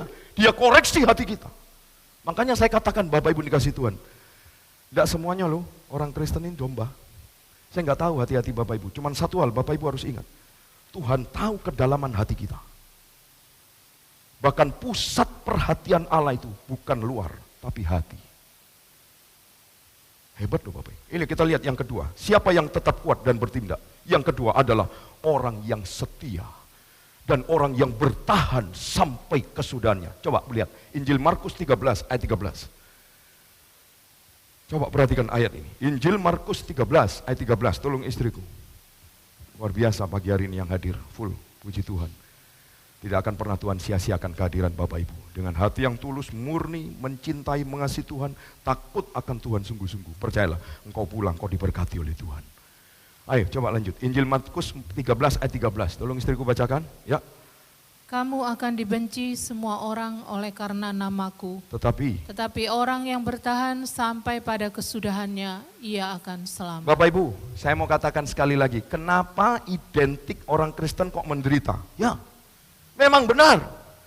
Tapi perlu Bapak Ibu tahu, penderitaan orang Kristen itu adalah penderitaan mempertahankan kekudusan. Itu menderita loh. Tidak mudah. Orang Kristen kenapa menderita? Karena dia mempertahankan kebenaran. Orang Kristen kenapa menderita? Karena dia mempertahankan kesetiaannya kepada Tuhan. Kenapa orang Kristen menderita? Ya, karena dia menderita mempertahankan kedekatan dengan Tuhan. Makanya firman Tuhan berkata apa? Orang yang mempertahankan oleh karena namaku, biarpun dibenci, tapi endingnya engkau selamat. Coba, ini firman loh. Kenapa orang mau bertahan? Oh, bertahan. Mereka menderita, tidak apa-apa. Orang jaga kekudusan itu menderita loh Bapak. Orang menjagakan kesetiaan itu menderita loh. Gak gampang. Menjaga kerohaniannya, keintimannya dengan Tuhan. Oh, penderitaan. Puasa, itu menderita loh. Gak gampang Bapak Ibu dikasih Tuhan. Perhatikan baik-baik, maksudnya begini. Orang yang hidupnya benar dan mempertahankan kebenarannya, pasti banyak musuhnya. Pasti. Gereja yang seperti ini nggak disukai Bapak Ibu dikasih Tuhan. Sama dengan makanan. Makanan yang sehat dengan makanan cepat saji, lebih banyak mana? Lebih banyak makanan yang cepat saji. Kalau makanan yang sehat jarang didatangin orang. Bapak Ibu dikasih Tuhan, coba perhatikan ini kebenaran firman Tuhan loh. Makanya sekali lagi, orang yang mempertahankan kebenaran, orang yang mempertahankan kekudusannya, pasti banyak musuhnya. Karena tadi saya sudah katakan, dunia ini disukai banyak orang. Tapi kekudusan dibenci semua orang. Coba ini perhatikan baik-baik. Hidup di akhir zaman ini kebenaran kekudusan sudah tidak lagi ditonjolkan. Tidak lagi ditonjolkan. Makanya ini tantangan orang percaya. Tetapi ingat baik-baik Bapak Ibu, Tuhan berjanji, orang yang bertahan, maksudnya apa? Mempertahankan kebenarannya, mempertahankan kekudusannya, mempertahankan kesetiaannya, percayalah, orang yang mempertahankan hal ini sampai kesudahannya, dia akan selamat. Cuma gampang apa mempertahankan? Enggak gampang, ini butuh perjuangan Bapak Ibu dikasih Tuhan. Coba perhatikan begini, Daniel dibuang ke gua singa, oleh karena apa? Dia mempertahankan komitmennya dengan Tuhan. Coba perhatikan, coba kalau dia nurutin raja, nggak mungkin dimasukkan gua singa. Tapi karena dia lagi pegang komitmennya dengan Tuhan, akhirnya apa? Tuhan bela dan Tuhan angkat dia. Coba bayangin, singa bisa nggak mau gigit, aneh kan?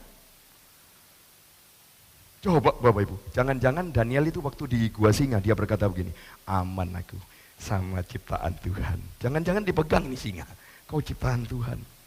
Tuhan pun bisa mengkatupkan mulutmu. Coba Bapak, daripada aku keluar di penjara, bertemu dengan orang-orang jahat, aku ditawan, jangan-jangan aku dibunuh di sana. Makanya Tuhan itu dahsyat. Tuhan pilih masukkan gua singa, enggak apa-apa, tapi engkau aman bersama dengan Tuhan. Lah buktinya Tuhan bela. Gak ada satupun jiriji atau kulit yang terluka karena gigitan singa. Gak ada. Karena apa? Tuhan akan selalu bela setiap orang percaya yang punya komitmen sungguh-sungguh dengan Tuhan. Coba Bapak, Yusuf difitnah sebagai pemerkosa. Dia bertahan, dia tetap setia. Tuhan angkat dia. Coba. Sadrak, Mesak, Abednego dibuang ke dapur perapian yang dipanaskan 7 kali lipat kata firman Tuhan. Kenapa Sadrak, Mesak, Abednego mempertahankan apa? Imannya. Mereka tetap setia kepada Tuhan. Dan akhirnya apa? Tuhan angkat dia, memberikan kemenangan yang luar biasa. Coba. Sudah banyak contoh-contoh Alkitab. Karena memang firman Tuhan berkata orang yang mendekat dengan Allah, Allah pun akan mendekat kepada kita. Itu firman, yuk buka Yakobus 4 ayat 8. Jadi saya nanti bukan mulut aja, tapi benar-benar firman. Coba tolong istriku bacakan. Coba, ya, Yakobus 4 ayat 8.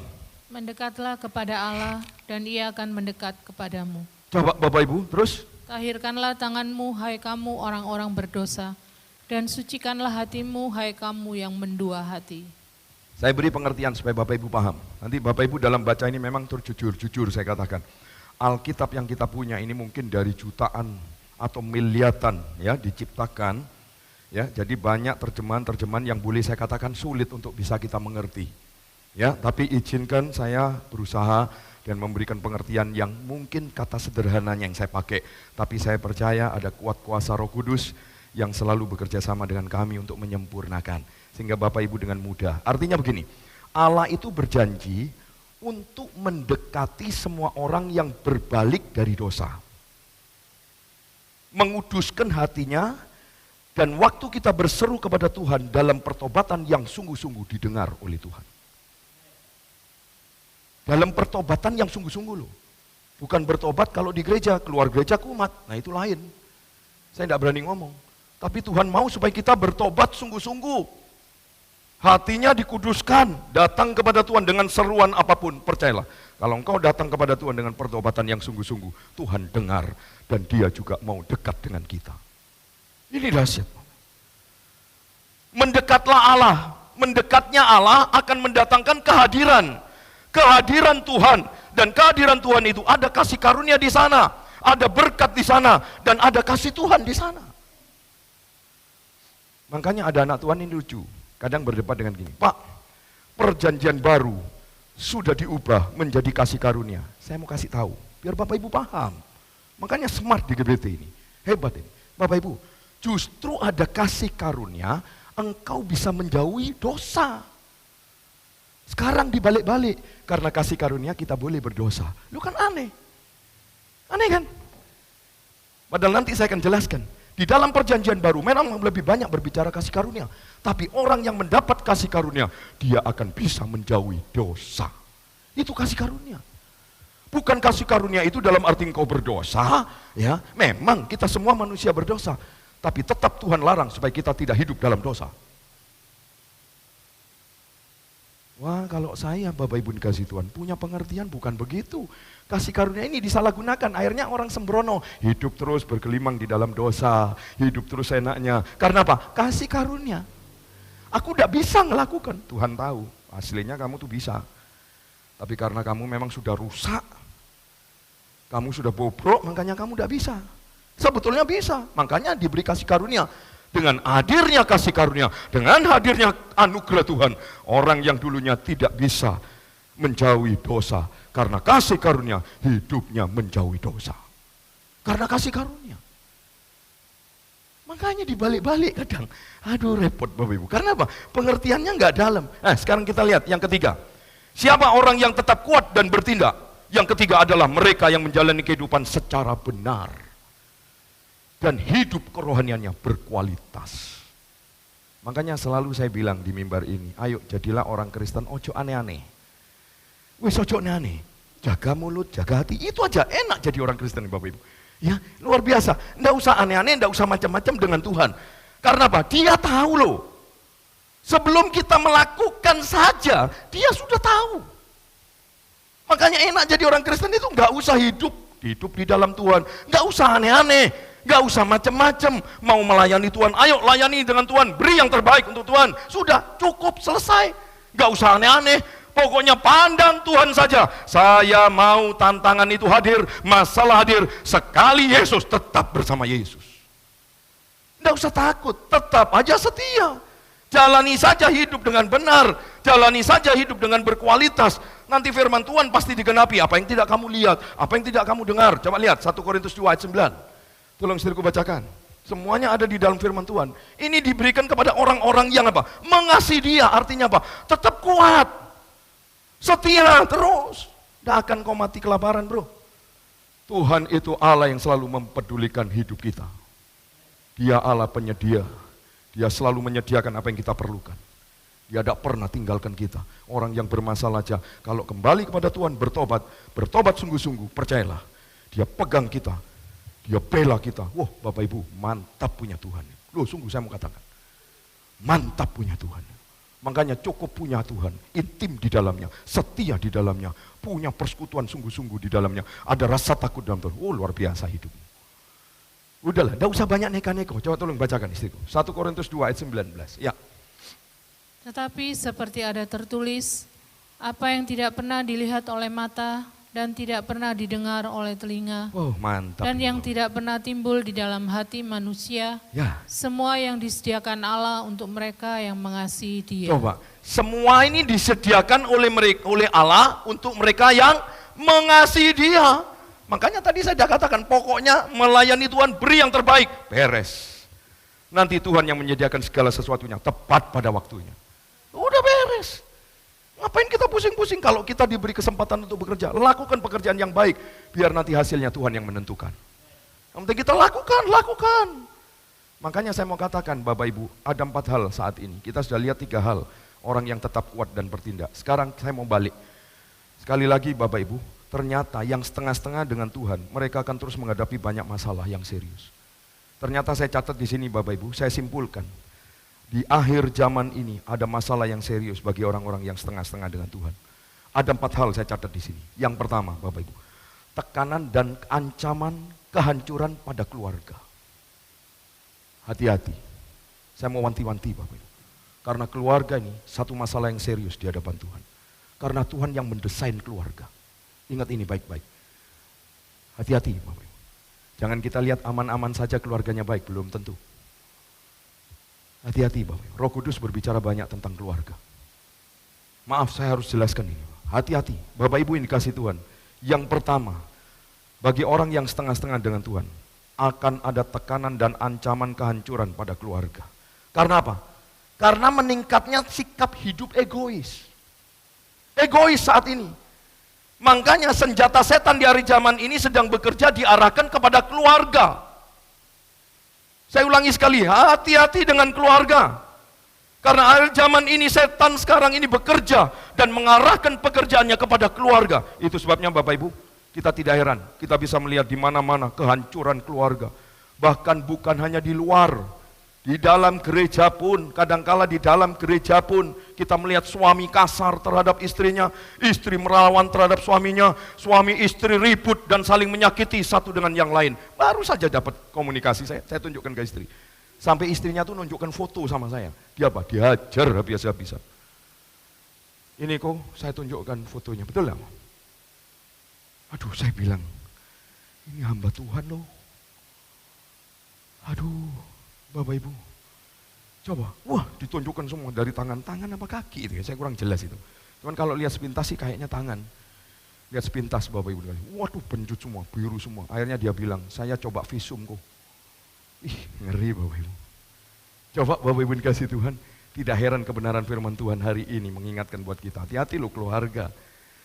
Bapak Ibu, kalau saya boleh memberi pesan kepada kaum pria, para suami, jagalah rumah tanggamu dengan baik. Ingat, ini pesan saya. Engkau adalah iman yang kudus, imam yang kudus.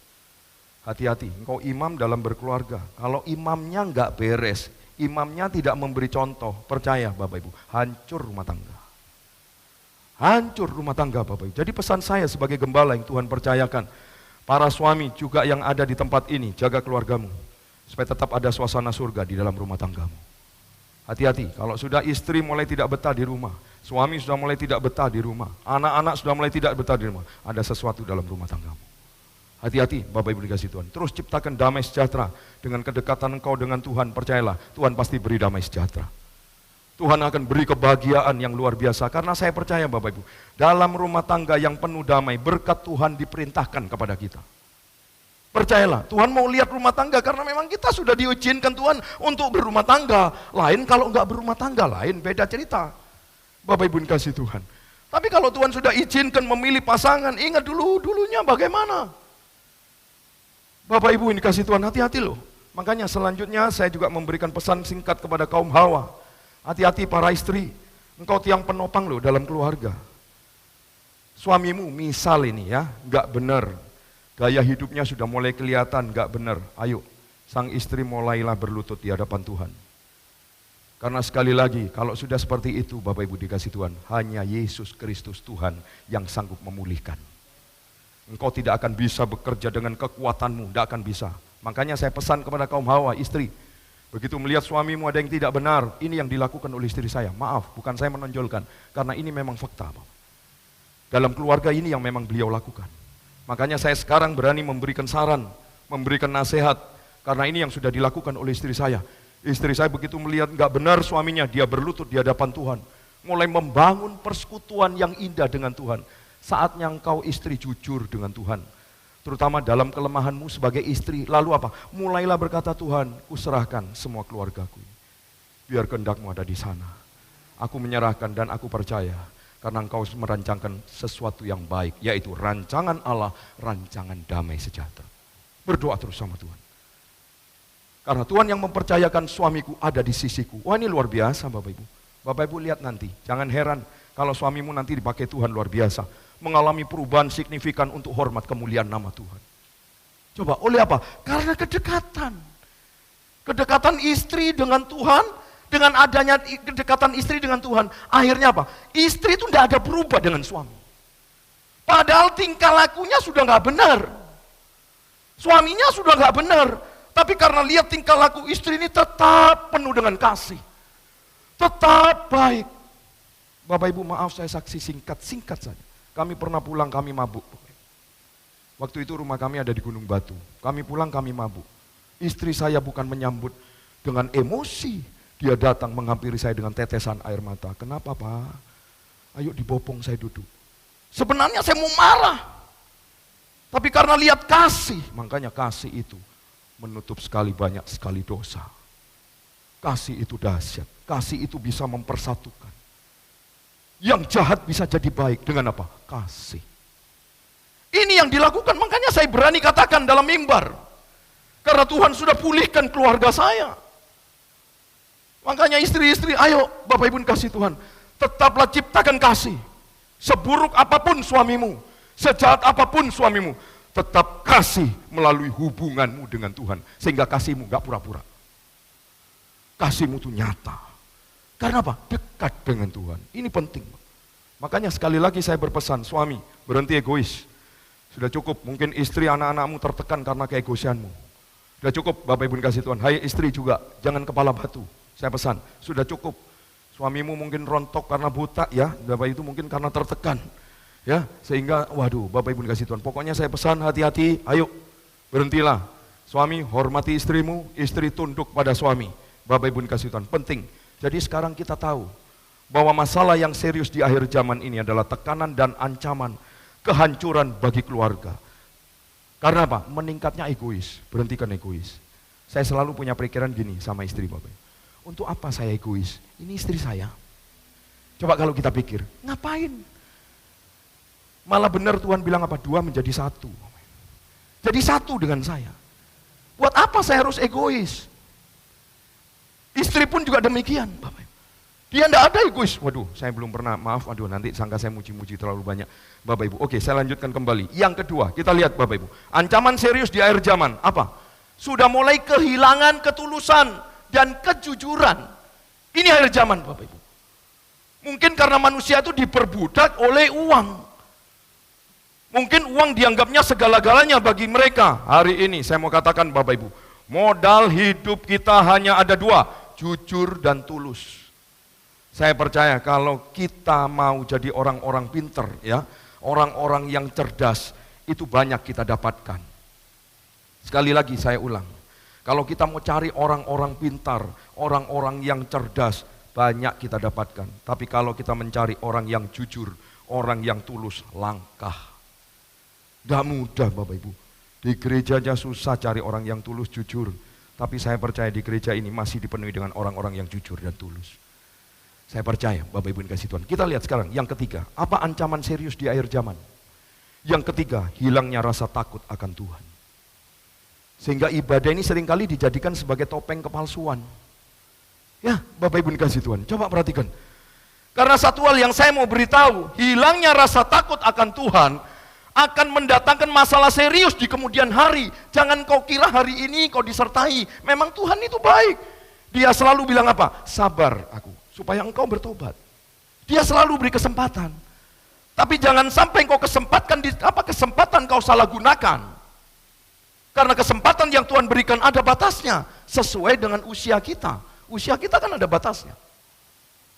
Tuhan beri kesempatan, yes, pasti Tuhan beri. Enggak pernah Tuhan enggak beri. Kalau enggak beri, habislah saya nih.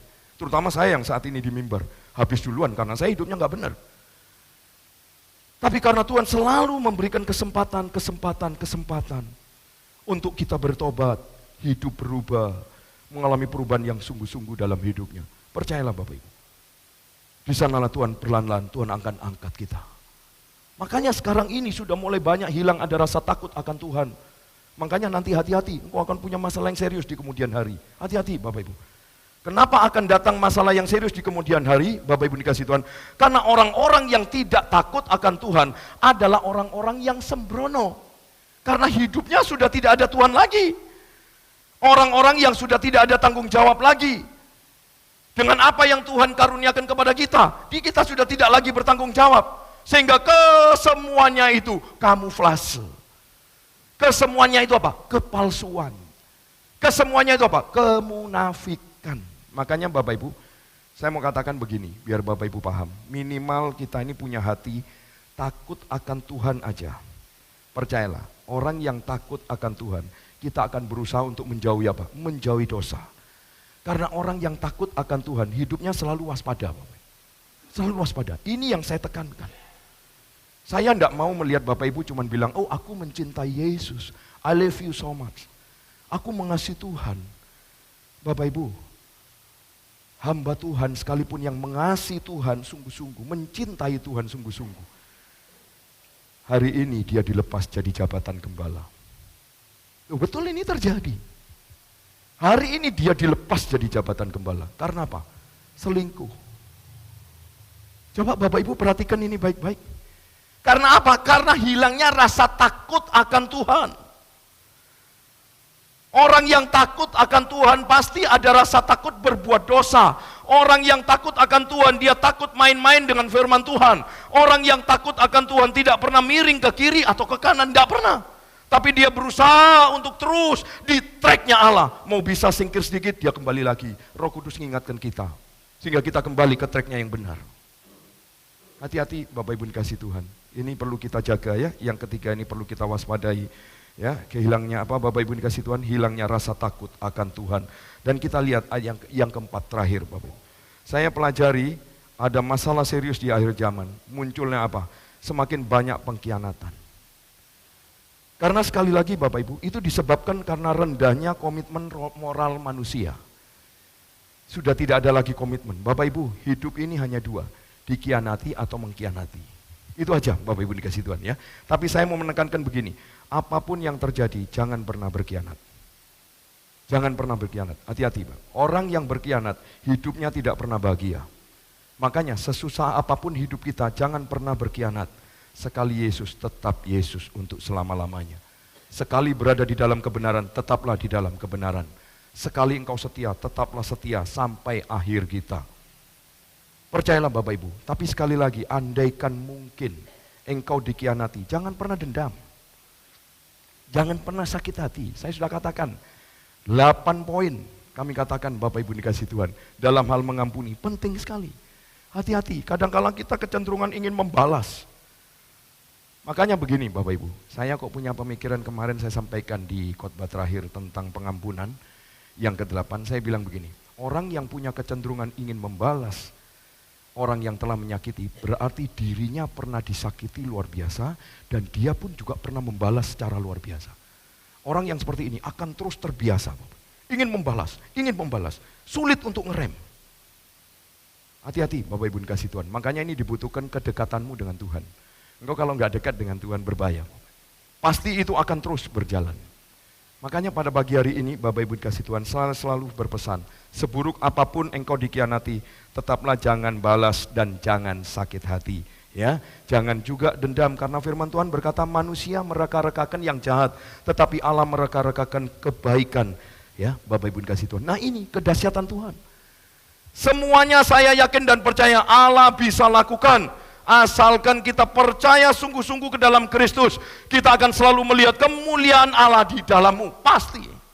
Makanya pagi hari ini, Bapak Ibu dikasih Tuhan, renungkan kembali dari kebenaran firman Tuhan yang sudah kita dengar, untuk kita berani memberikan suatu pernyataan yang benar kepada Tuhan. Bukan hanya berjanji saja kepada Tuhan, tapi janji kita harus disertai dengan penyerahan yang sungguh-sungguh kepada Tuhan.